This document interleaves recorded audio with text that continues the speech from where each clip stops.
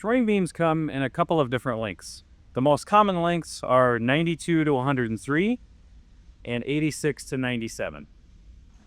The applications are a little bit different. The 92 to 103, the longer beams are more common in semi-trailers, and that 92 to 103 adjustable length fits most semi-trailers on the road today.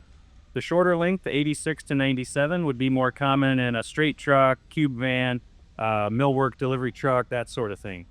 The way that these things adjust is they have a zinc-plated steel sliding in fitting that slides about 5.5 inches in and out of each end. That gives us that 11-inch overall adjustability.